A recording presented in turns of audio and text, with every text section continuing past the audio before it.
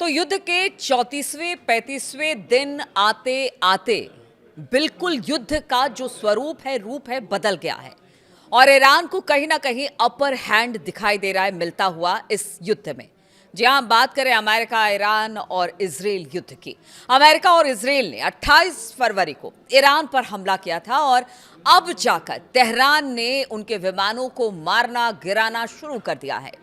इससे पहले भी ईरान ने कुछ मौकों पर अमेरिकी विमानों को ट्रैक करने की बात कही थी और उसने मिडिल ईस्ट के एयर बेस पर जरूर अमेरिकी अवाक्स विमान को गिराए थे, लेकिन F-15 लड़ाकू विमान को ईरान के अंदर गिराना एक बहुत बड़ी बात होती है।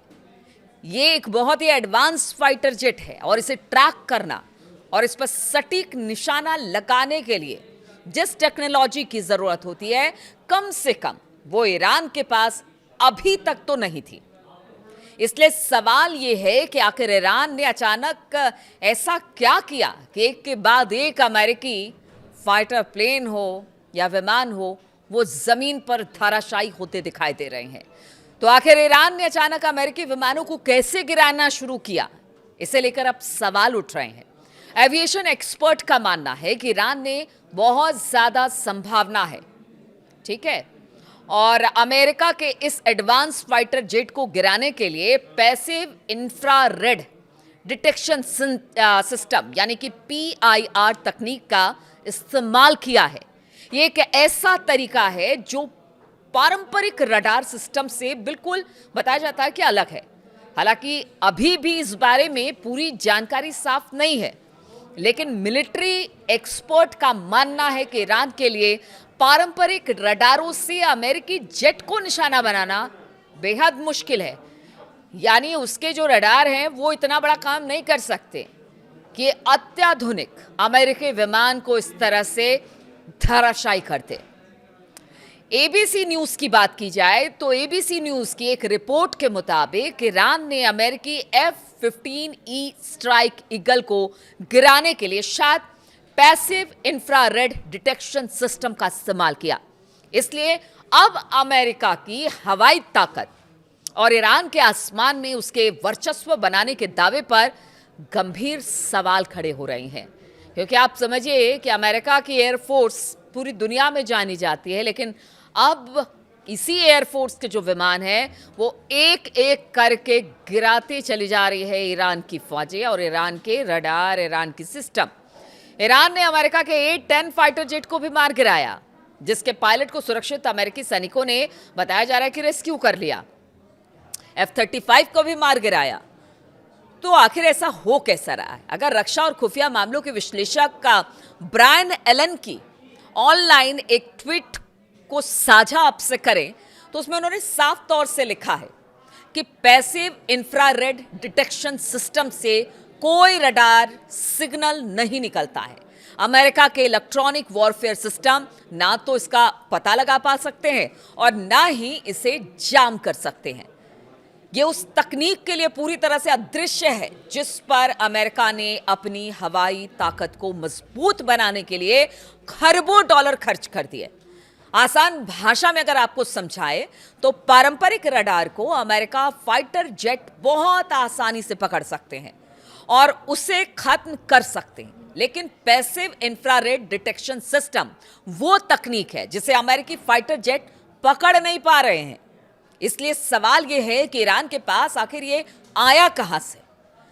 अगर ये पहले से था तो अभी तक इसका इस्तेमाल ईरान ने क्यों नहीं किया?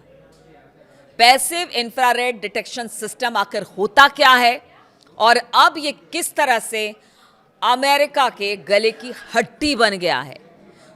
तो पैसिव इंफ्रारेड डिटेक्शन सिस्टम की बात करें, ये पारंपरिक रडार से बहुत अलग है।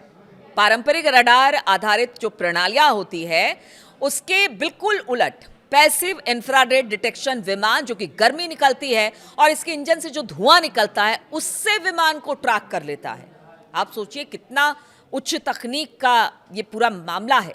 इस तकनीक के तहत विमान का पता लगाने के समय कोई इलेक्ट्रॉनिक संकेत नहीं निकलता। इससे इलेक्ट्रॉनिक वॉरफेयर के जरिए इसे जाम भी नहीं किया जा सकता है, यानी चाह कर भी अमेरिका कुछ नहीं कर सकता है।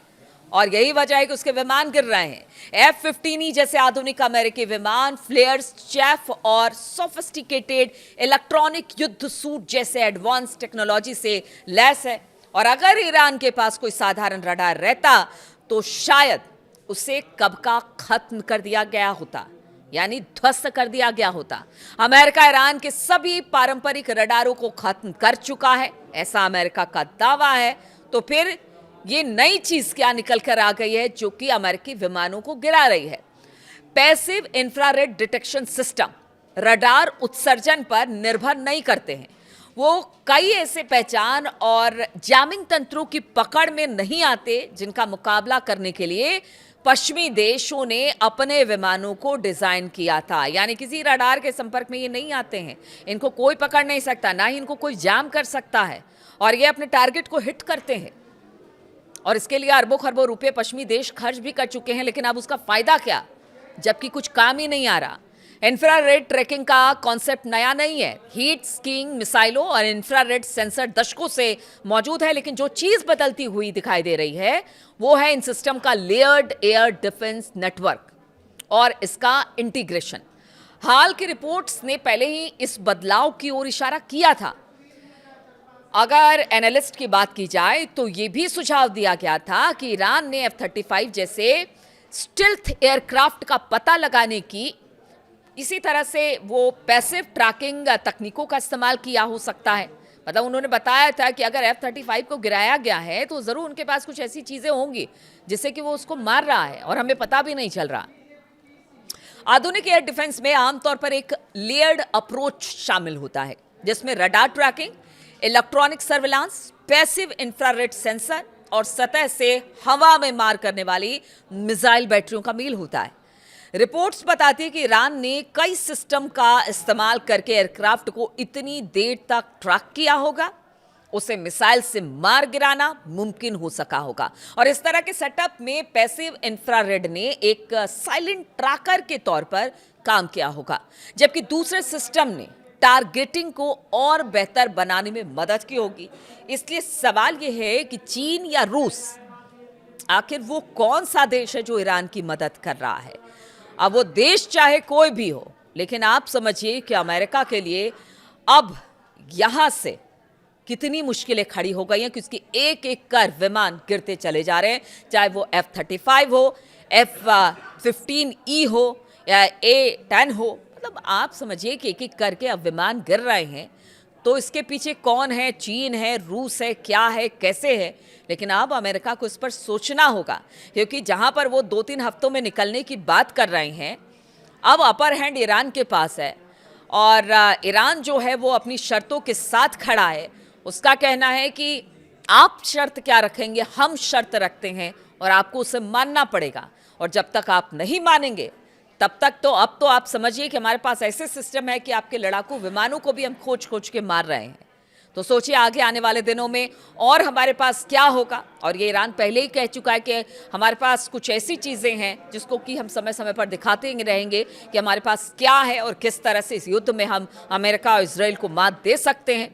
तो उसी के तौर पर इसे देखा जा रहा है। अब देखना होगा कि इस पूरे मामले को लेकर, यानी जिस तरह से अमेरिकी फाइटर विमान गिर रहे हैं उसको लेकर अब किस तरह से मंथन चलता है। और डोनाल्ड ट्रंप के बयान का भी इंतजार रहेगा, क्योंकि वो बयान बहुत देते हैं। अब इस मामले को लेकर क्या बयान देते हैं, इस पर मेरी भी नजर रहेगी। बहुत बहुत शुक्रिया मेरे साथ इस वीडियो में शामिल होने के लिए।